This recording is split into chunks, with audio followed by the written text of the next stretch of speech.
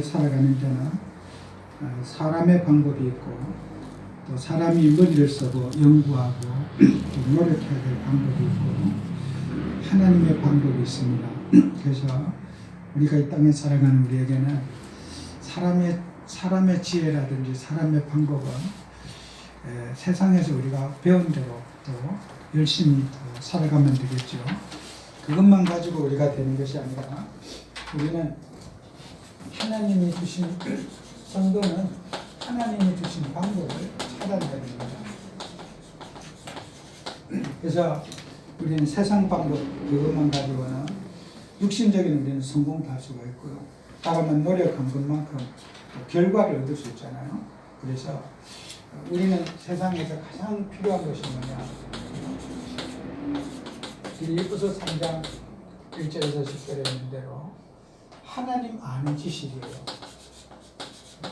하나님 아는 지식. 우리가 이 땅에 살아가면서 제일 필요한 게 하나님 아는 지식인데 세상적인 것, 육신적인 것만 사람들이 너무 많이 알고 있고 영적인 지식은 하나도 없는 거죠. 그래서 우리 교회 다니는 성도님들이 대부분 사람들이 털린 지식을 많이 가지고 있어요. 올바르지 못한 지식. 그런 지식들이 우리는 뭐냐면요. 오늘 성경 말씀에 있거든요. 빌립보서 3장 1절에서부터 보면요. 2절에는 개들을 삼가하고 그랬습니다. 이 털린 지식은 개들을 삼가하고 해놨다를 삼가하고 또 어떤 거냐면요. 이렇게 몸을 상해하는 자들을 삼가하고 몸을 상하게 하는 자들을 삼가하고 이렇게 개는 짐승 가운데 이스라엘 백성들에게 가장 개고기 안 먹어요. 이스라엘 사람들은 개가 가장 더러운 짐승 중에 하나라. 그래서 개는 특색이 이렇게 토하였던 음식을 다시 먹는 그런 이제 그 짐승이고 또 이 개는 음란을 상징하죠. 개는 이렇게 여러 번 시골에서 어릴 때 개를 이렇게 보면요. 개는 이렇게 막 새끼를 넣으면요. 아주 복잡해. 개가 막 한 7, 8마리 나오잖아요. 흰색도 나오고 검은색도 나오고 막 이게 뭐가 뭔지 하여튼 복잡해요. 개가. 그래서 개는 이 음란을 상징하는 개가 짐승이 개로 이스라엘에게 표현을 하는 거죠. 또 개는 날씨가 굽거나 이러면요, 고구마 같은 거 먹잖아요. 푹 토해버려요. 그 토해는 걸 또 먹어요. 이 개가 우리 애완용 개하고 좀 더럽습니다. 이 시골에 이런 자연적인 개들은요, 굉장히 더러워요. 그 개의 습관을 보면요, 좀 더럽습니다. 그죠? 이렇게 개는 아주 그런 우리 사회에서 이런 음란하고 어떤 토하였던 더러운 것을 좋아하는 것. 그런 것이 이 개들을 삼가해라. 그 다음에 행악자. 남을 해치거나 이렇게 그런 사람들을 또 삼가해라. 그 다음에 몸을 상해하는 사람은 어떤 사람이냐. 우리가 불교인들이라는 사람들은 금욕을 늘 강조해요. 장가도 가지 말라. 시집도 가지 말라. 이런 거 있잖아요. 금욕이거든요. 야, 우리가 하나님 믿으면은 결혼을 안 해야지 하나님 잘 믿을 수 있다. 하나님만 바라보려면은 장가 시집 안 가고 오직 하나님만 믿어야 된다. 이런 중세의 금욕주의자들이 나온 게 천주교가 나온 거거든요. 신부들이 수도원을 만들어가지고 성당에 들어가가지고 평생 이제 금욕 생활하면서 하나님만 믿도록 해야 된다. 그래서 신부 수녀들이 다 그 중세에 이런 타락 문화 속에서 금욕 운동이 일어나게 된 거예요. 또 우리나라에도 그렇잖아요. 예전에는 금식 기도원이 많이 있었어요. 금식 기도. 우리가 건강을 위해서 밥을 다이어트를 위해서 굶는 거 이런 게 아니라 기도만 하면은 금식을 계속 밥을 굶는 거예요. 그럼 이제 여러분이 우리가 밥을 먹고 맨날 영양을 흡수해야 되는데 맨날 밥을 굶으면서 몸을 상하게 하면서 기도하면 금식 기도가 우리 사회에 막 유행을 했던 거예요. 그러니까 제가 어릴 때만 해도 금식 기도 하는 게 그냥 보편적인 무슨 일이 있으면 성도들이 그냥 바꾸고 기도했어요. 뭐 때로는 3일, 열흘, 막 한 달, 막 이런 식으로 사람들이 기도했어요.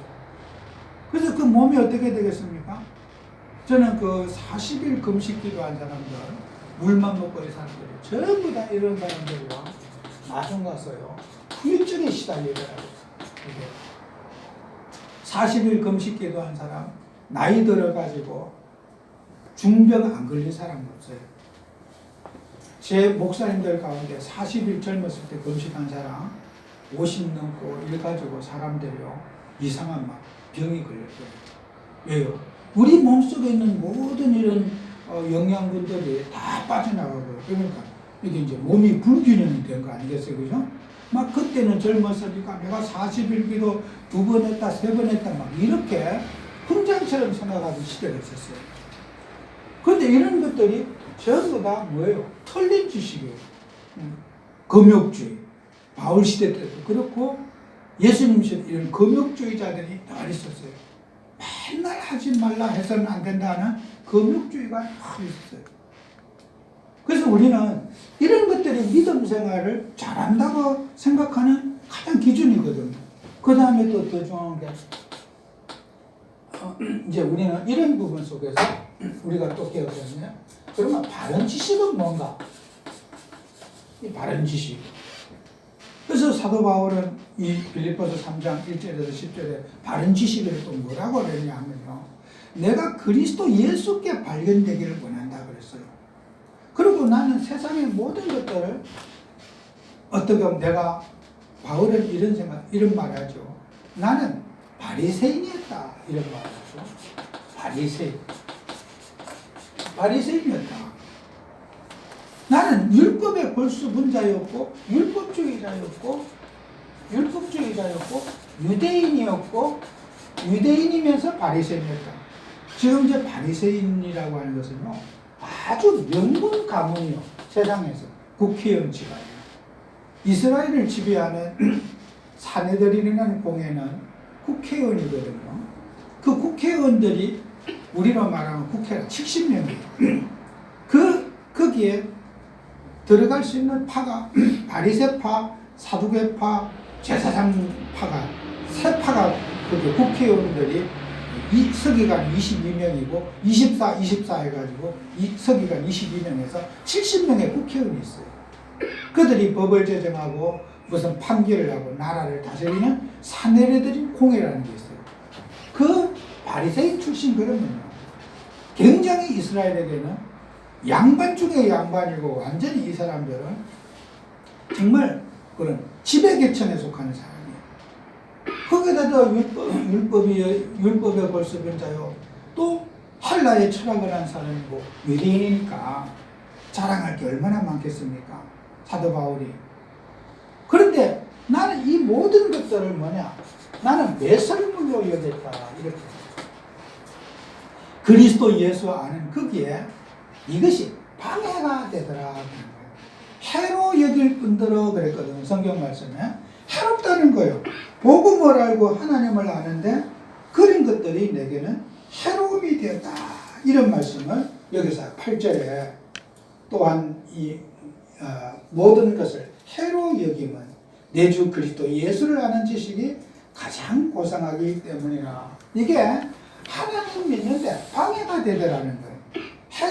해롭게 돼가지고 하나님도 잘 믿고 이런 것도 막 누리고 하면 좋은데 하나님하고 이거하고는 반대로 가더라 이거요. 세상 것 잘 나가면은 하나님 것 잘 돼야 되는데 세상 것 잘 나가고 나니까 하나님 믿는 데는 반대가 되더라 그런 거예요. 우리는 욕심이 많아가지고 세상 복도 받고 하나님의 복도 받고 막 두 가지를 받으려고 애를 쓰잖아요. 그죠? 저도 여러분에게 그렇게 되기를 바라요. 나도 그러기를 바라는데 현실 어떻습니까? 사람이 지혜가 있고 무슨 여유가 있고 돈이 있고 막 이러면요, 영적인 긴장감을 나도 모르게 놓치게 되는 거예요. 그래서 우리는 사람들이 어렵고 가난하고 병들고 힘들 때는 타락하는 사람이 없어요. 이럴 때 교회는 타락하고 이단 사상이 들어오고 세속주의가 들어오게 될 수밖에 없는 게 교회예요. 그래서 우리는 하나님이라는 우리에게 그리스도 예수를 아는데 그리스도 아는 바른 지식 아는데 방해되는 요소들을 우리는 결박시켜야 된다. 어느 목사님이 제게 항상 그런 말씀하셔요. 그 목사님은 이제 교회도 크게 이렇게 사서 이제는 빚도 다 갚았고 정말 막 어마어마하게 큰 교회를 교회당 살 때 한 100억 가까이 주고 사가지고 지금 이제 그것도 뭐 시가로는 뭐 200, 300억도 넘겠죠. 근데 빚도 다 갚고 그러니까 목사님이 항상 기도할 때마다 첫 번째 하는 기도 내가 초심을 잃지 않도록 해달라. 초심. 늘 저한테 그래요. 내가 초심을 잃지 않도록 해달라고 기도한다는 거예요. 내가 어떻게 해서 목사가 되고 하나님 믿게 되는가? 내가 엄마 아버지 돌아가시고 시골에서 머슴생활하고 과수원집에서 약이나 치고 똥 그릇 날르고 일하던 내가 그 머슴집 딸하고 그 머슴집 주인이 마음에 들어가지고 외동딸을 머슴집 딸하고 결혼해가지고 과수원집 따님하고 결혼해서 사모님이 되고 내가 어떤 저 술집으로 가서 일하고 어떤 미군 부대 가서 무슨 바텐더 하고 오만 굳은 일 때만 일 다 하다가 내가 목사가 됐는데 이제 이렇게 먹고 살또 교회겠다고 해서 내가 전도하는 일을 놓치고 이 복음 전환을 놓치면 어떡할까? 늘 이 목사님 기도 제목이 뭐냐? 초심을 거치지 않게 해달라. 나를 부를. 그래서 그분은 튼 말씀을 시골에 농촌 같은 데 이런 데를 차 타고 저 지방까지 가요. 왜요? 과거를 생각하고 내가 어디에서 출생했는지 내가 복음 전하고 이 자리까지 오기까지 하나님의 은혜를 이 자리에 왔는데 내가 잘난 것도 아니고 하나님의 은혜로 외동딸 가슴집 딸 그 무남 동료를 사회를 아내를 맞이해가지고 그 교회당을 또 짓고 이렇게 막 빚이죠. 어릴 때는 그 저 지방에 그 시골에 남은 과수는 싹 팔아가지고 그만 홀딱 땅 다 팔아가지고 그만 교회당에 다 갖다 바친 거야. 그 이제 저기 장인 장모님 집에. 그러니까 이분은요 장인 장모 아플 때도 사모님은 가본 적이 없어. 날 밤 12시 1시 되면 차 타고 그 멀리 3시간 자동차 4시간 걸려가 갔다 오고 새벽기도 하고 이러시는 거야. 누가 보면 돌아온 것 같잖아요. 그죠? 그분의 인생 속에 그죠? 잊어버려서는 안 될 가치관이 있는 거예요. 내가 어디에서 출생했어요. 나 같은 죄인 구원받아서 이 자리까지 왔는데 내가 육신적으로 막 잘났고 우리 집안이 어떻고 가문이 어떻고 내가 노력을 많이 하고 열심히 하고 그런 거예요. 늘 내 인생에 초심을 잃지 않도록 그게요. 저는 그런 우리 전도자들이 있다는 게 너무 감사하죠. 그죠? 세상 사람 조금만 잘 돼 보세요. 육신적인데 막 발달해가지고 자랑하고 이런 쓸데없는 거 뽐내고 막 과시하는 그런 세상 아닙니까? 우리는 그리스도께 발견되기를 바란다. 바울의 고백처럼 내 모든 것을 배설물로 여기고 예수 그리스도 한 번 발견하는 그를 응답하는 우리가 돼야 돼요. 그죠? 뭐 우리 인생에 주장할 게 있고 자랑할 게 있겠습니까? 그리스도와 복음 말고는 자랑할 게 없는 거예요. 여러분도 막 교회 이제 그 건축할 때 매달 이자하고 원리금 상환하는데 한 달에 1억 가까이가 들어갔어요. 9천만 원 이상 들어갔어요. 그렇게 돼가지고 다 줄어들어서 이제 한 번에 다 해결할 수 있는데 그냥 원리금 상 그대로 놔두는 거예요. 조금 남아요. 근데요, 그런 그 가운데서도요, 우리가 일을 하면서도요, 저는 우리 전도자들이 붙잡은 게 뭔지 압니까? 전도. 영혼을 살리고, 복음 전하고, 하나님을 하는 거죠. 우리는 많은 사람들이 이런 세상에 털린 것에 딱 붙잡혀가지고 세상 자랑 속에 가는 거예요. 내가 포럼하면 전부 다 나 중심의 포럼만 하고 하나님 중심의 포럼이 없는 거예요. 그리스도 중심의 포럼. 그리스도께서 나에게 어떻게 하시는지, 그리스도가 나를 어떻게 이 자리까지 오게 하시는지, 그리스도라고 하는 신앙 고백이 부족해지고 나 중심의 신앙생활을 쫙 하는 거죠. 이게 바로 우리가 창세기 3장에 갇히는 나 아니겠습니까? 틈만 있으면 내가. 그죠? 그래서 우리가 하나님 믿는 우리에게 가장 우리가 필요한 것은 갈라디아 2장 20절입니다. 이 속에 있는 나를 발견해요. 갈라디아 2장 속에 있는 나. 이게 뭡니까? 내가 죽고 내 인생에 그리스도가 주인 되는 삶. 그게 아니겠습니까? 그래서 성경에는 죽음이라고 하는 것을 굉장히 강조해요.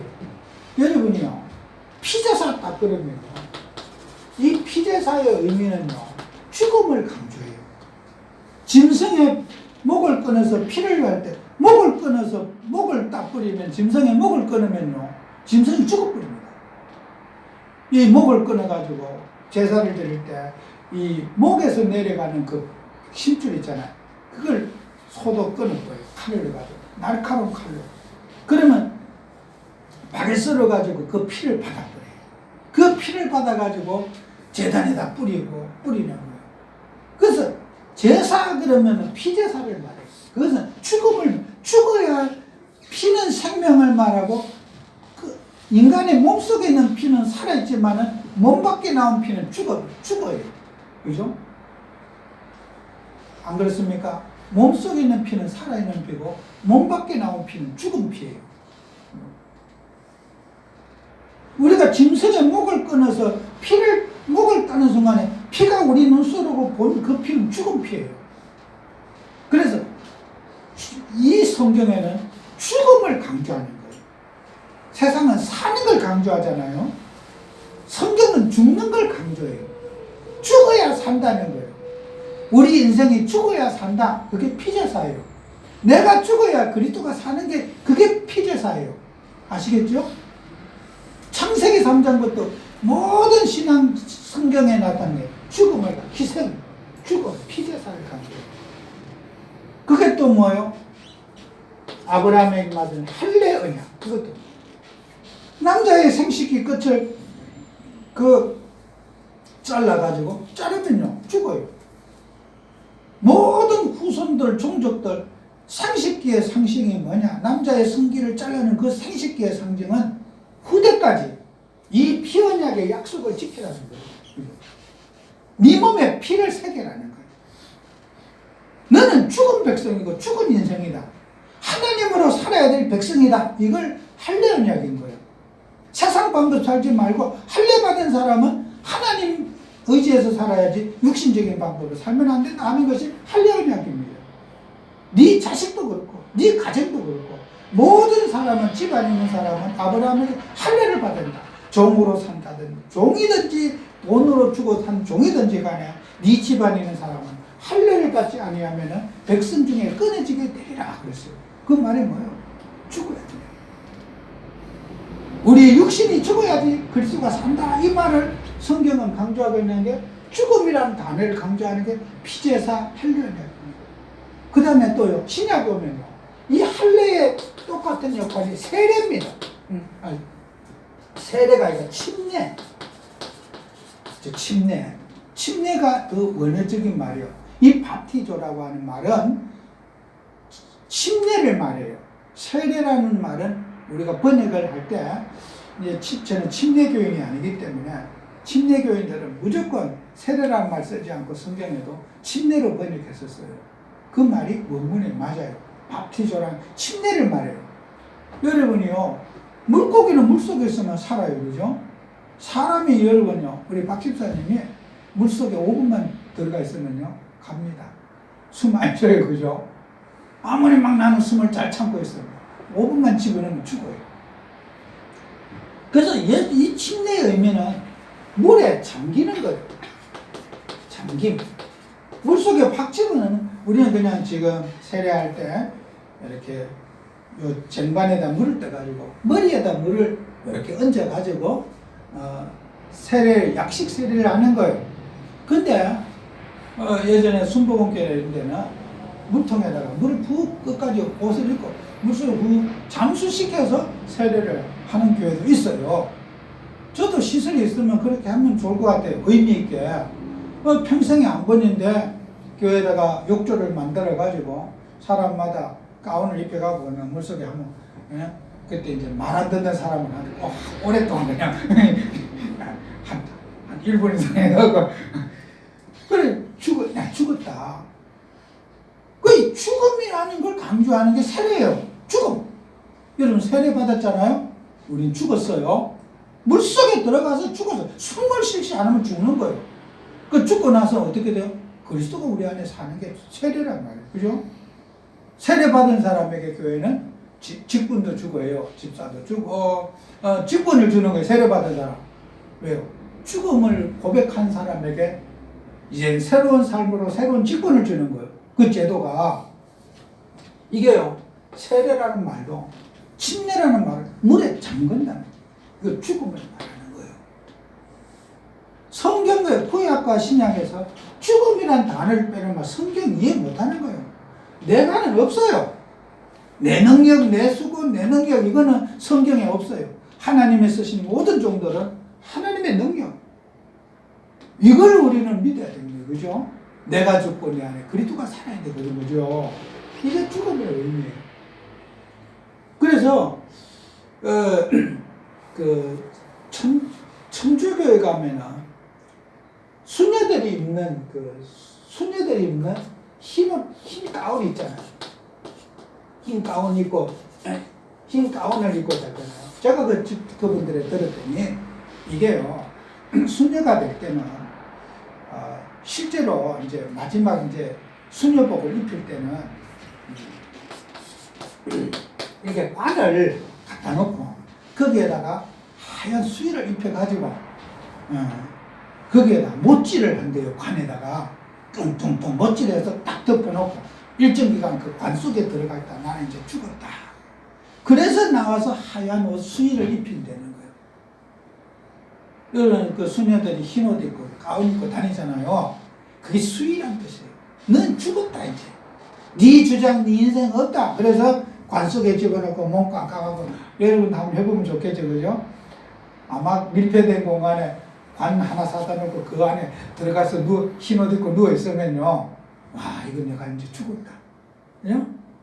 그리고 이제 그거 나오면 흰 옷을 입고 딱 되는 거예요. 이쁘라고 흰 옷 입은 게 아니라 수의 입고 다니는 거예요. 너는 죽어봅니다. 네 인생 네 주장 하지 말고 앞으로 시집갈 생각 하지 말고 죽은 사람이 뭐 시집 가느냐.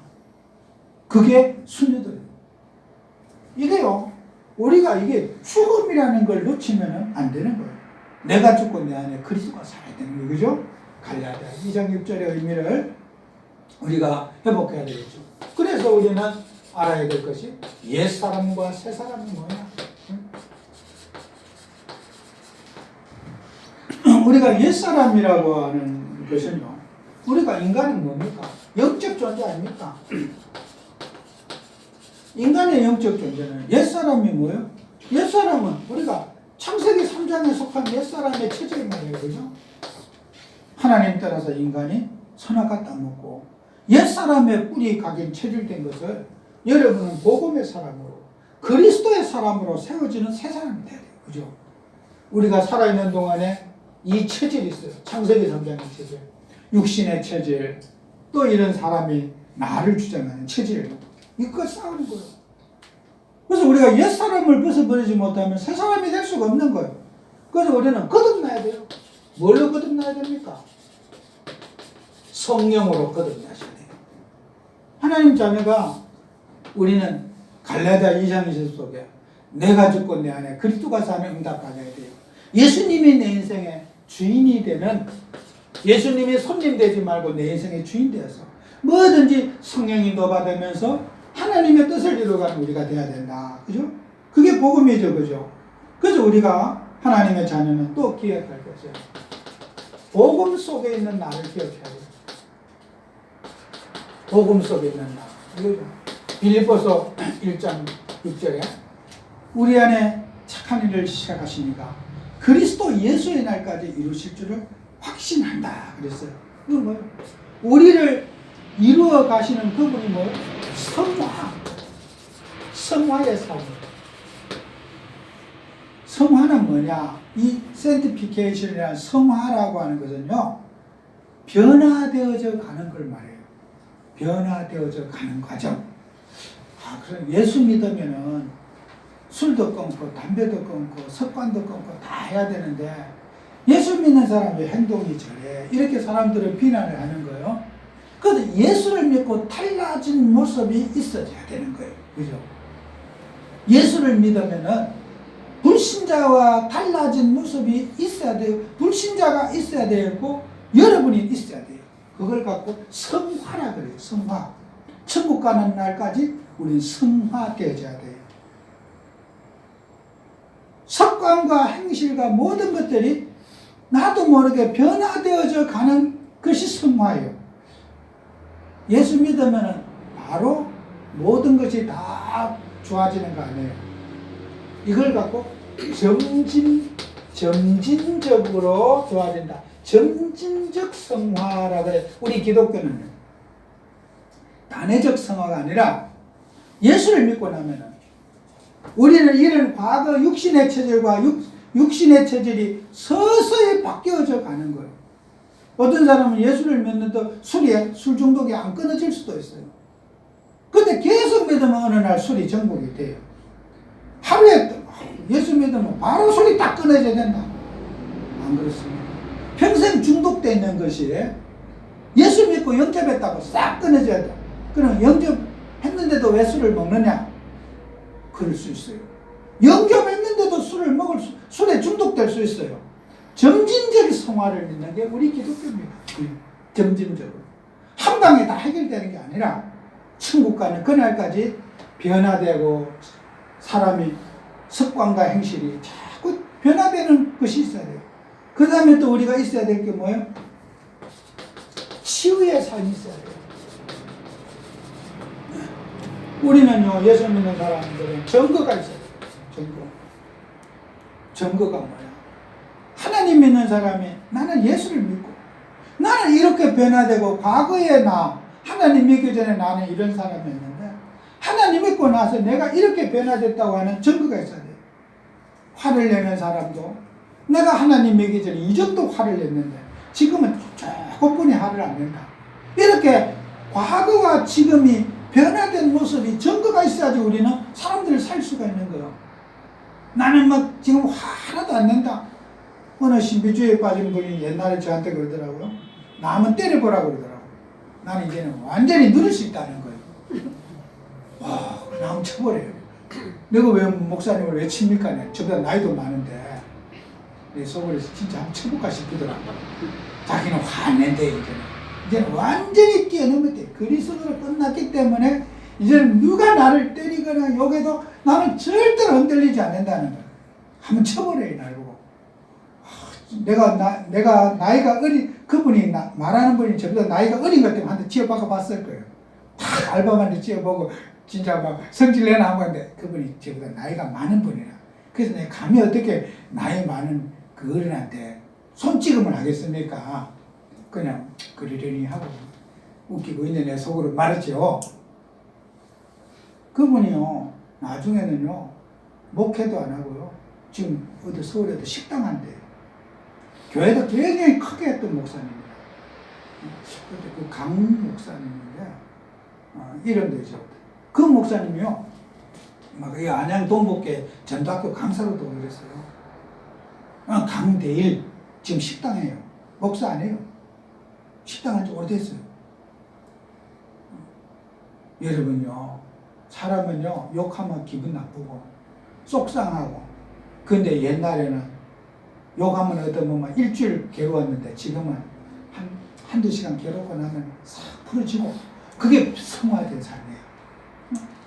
자꾸 그런 우리가 과거에 묶여있는 삶과 체질이 바뀌어지는 게 그게 성화예요. 한 번에 나는 막 어떤 욕을 해도 나는 기분 안 나빠.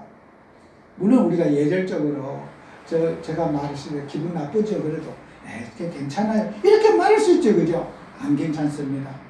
싫은 말 들으면 마음속에 기분이 좋지 않아요. 누구라도. 여러분, 그래서 우리는 말도요, 곱게 해야 돼요. 상처 주지 않게.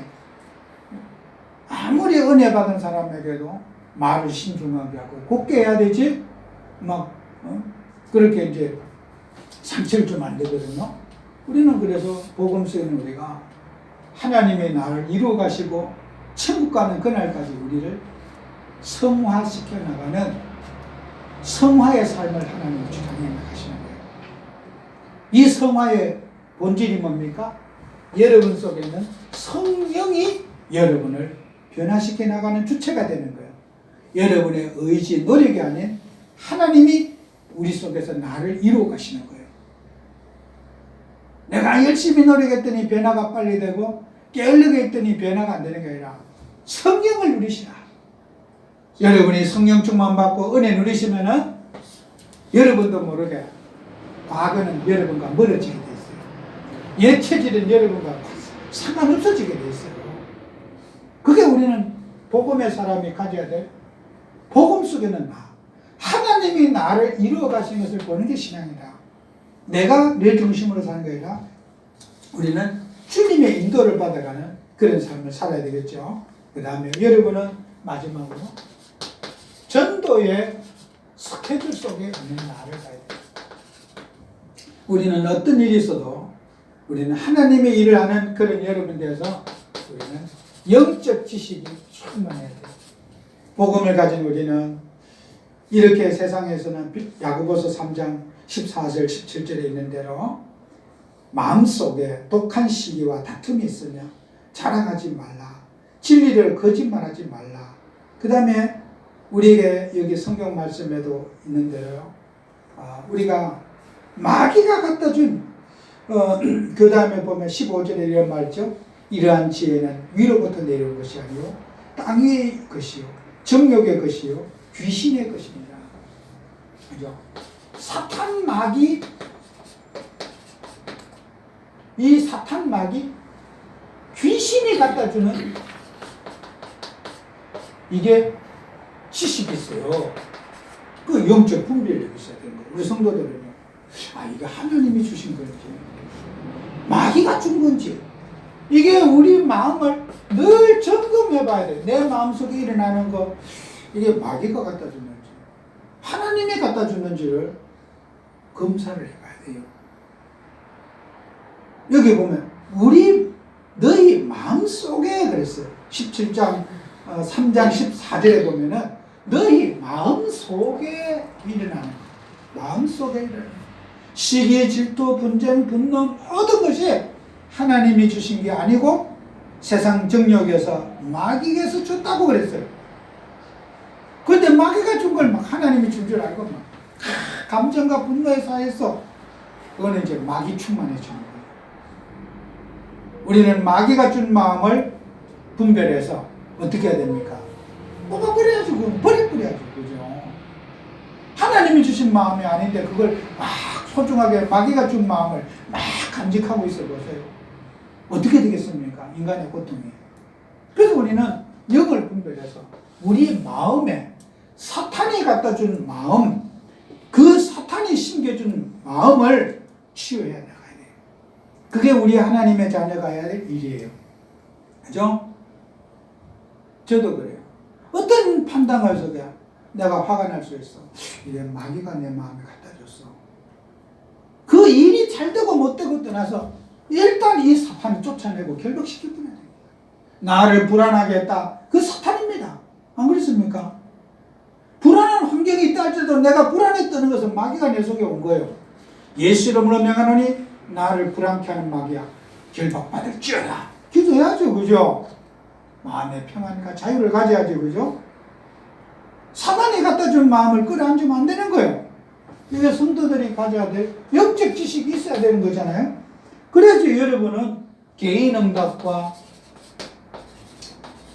기도를 누릴 수 있어요. 기도의 비밀을 누릴 수 있어요. 이게 영적인 거 모르면요. 이건 그래서 야고보서 3장 17절 18절에 오직 위로 난 지혜는 위로 난 지혜, 하나님으로부터 난 지혜를 말하죠. 이거는 위에는 사탄이 갖다 준 지식을 말하고, 그 나쁜 거는 위로부터 난 지식. 하나님 3장 17절 위로부터 난 지혜가 뭐라 그랬어요? 성결하고 또 화평하고 관용하고 양순하고 긍휼하고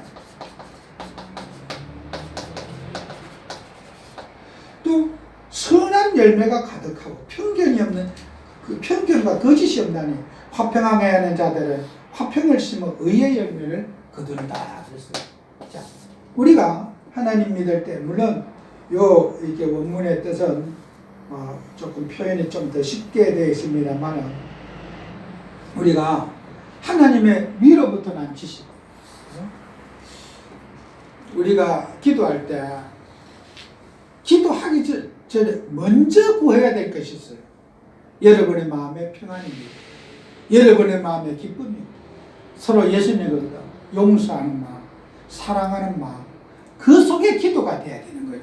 감정을 가지고 기도하는 거 하나님 기뻐하지 않아요. 먼저 기도하기 전에 먼저 우리가 회복해야 될 것이 내 영혼에 담겨진 마음이 하나님이 주신 기도인지 사탄이 갖다 준 기도인지 이것부터 전 치유하고 기도해야 되는 거예요. 기도하는 사람들은 늘 내 자신이 먼저 은혜를 받아서 기도해야 돼요. 나는 죽어가면서 남을 위해서 늘 기도한다고 하는 게 아니라 내가 행복하고 내가 기뻐하고 평안한 속에서 기도가 늘 누려지는 기도의 삶을 살아야 돼요. 찬송하고 기도하고 은혜 속에서 내가 남을 기도해 줄 수 있는 기도의 사람이 되어야 됩니다. 먼저 해결해야 되죠. 이런 마귀가 갖다 준 마음과 감정을 우리는 교회를 다녀도 은혜 못 받아요.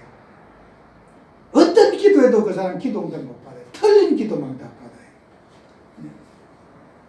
많은 사람들이 내 자신이 은혜 받는 걸 놓치고 엉터리 기도하는 사람 많아요. 그래서 우리는 항상 내가 먼저 살고 내가 먼저 행복하고 그 행복한 속에서 돌볼 자를 보고 저 사람에게 어떻게 내가 섬기고 맞춤형 섬김을 하고 또 여기에 선한 열매가 가득하도록 하고 그죠? 관용하고 양순하고 또 화평하고 모든 사람에게 다 화목하라는 게 아니에요. 진리를 팔아먹으면서까지 불신자하고 화목한다고 돌아다니면 안 돼요. 하나님의 뜻을 지키는 게 위해서는 화평할 일도 있고 싸울 일도 있어요.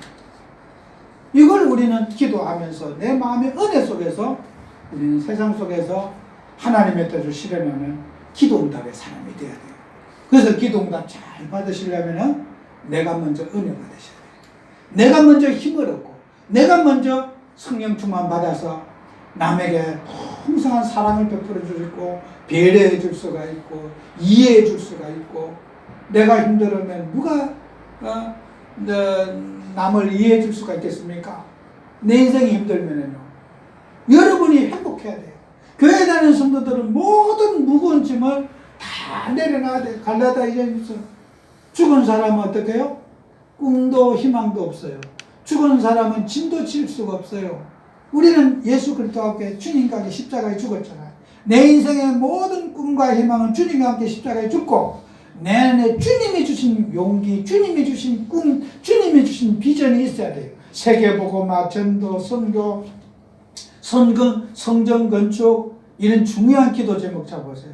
여러분 뭘 안 해도 계속 응답받아요. 저는 그래요. 성전 건축 놓고 기도하잖아요. 내가 뭘 안 해도 계속 하나님 은혜를 주세요. 그 뜻이라는 거예요. 여러분이 막 무슨 돈을 하고 막 그래야지 축복받는 게 아니에요. 바른 기도 제목 잡는 그 순간부터 하나님이 여러분 인생에 막 계속 축복하신다는 거예요. 하나님이 원하는 기도 제목 잡으면은 여러분은 막 들어가도 복을 받고 나가도 복을 받아. 그런데 하나님이 원치 않는 이런 기도 제목, 마귀가 갖다 준 기도 제목 잡아오세요. 하나님마다 안 될 겁니다. 잘 되면 좋겠죠, 그죠? 마귀 자네는 마귀가 준 제목 잡으면 잘 돼요. 하나님의 자네는 마귀가 준 기도 제목 잡으면은 안 됩니다. 그러니까 우리는 하나님의 자네는 하나님이 주신 기도 제목을 잡아야지 범사가 형통하고 여러분이 축복을 누리는 거예요. 마귀 자녀는 그렇게 해도 되는데 하나님 자녀는 그렇게 하면 안 되게 때가 있어요. 성도가 그래서 오늘 그래서 하나님 주신 방법이라고 제목을 정한 거예요. 하나님 주신 방법. 여러분은 하나님의 자녀이기 때문에 하나님이 주신 꿈과 비전과 소망을 딱 가져야 돼요. 그 마음을 그림을 그림부터 계속 여러분의 응답을 주세요. 하나님이 주신 꿈, 하나님이 주신 비전, 그거 품을 때마다 여러분 참된 축복 받습니다. 뭘 해서가 아닙니다. 안 하고 복 받는 방법. 손 하나도 까딱 안 하고 복 받는 방법. 하나님이 주신 방법을 붙잡으실 때마다 여러분이 큰 응답 받아요. 그러니까 여러분이 어떤 막 성령 부담 가질 거 없어요. 은혜만 받으시면 돼요. 하나도 부담 가질 거 없어요. 아이고 내가 무슨 돈이 있어. 돈으로 떨리는 사람은 그냥 은혜 못 받은 사람이에요. 돈 없으니까 기도할 수가 있고 돈 없었기 때문에 우리 하나님 도움을 받아야 되는 거예요. 그죠? 그래서 우리가 하나님을 하면서 여러분과 제가 기도하는 그런 응답받고 기도하는 것을 편안하게 기도하면서 하나님 주신 비전과 꿈을 품는 여러분 되시기를 축원합니다. 기도합니다. 하나님, 오늘도 우리에게 은혜 주셔서 우리는 세상에 가는 길로 가는 것이 아닌 하나님이 주신 방법과 하나님이 주신 위로를 받고 하나님이 주신 꿈과 비전을 회복하는 증인들이 되게 주옵소서. 예수님 이름으로 기도합니다. 아멘.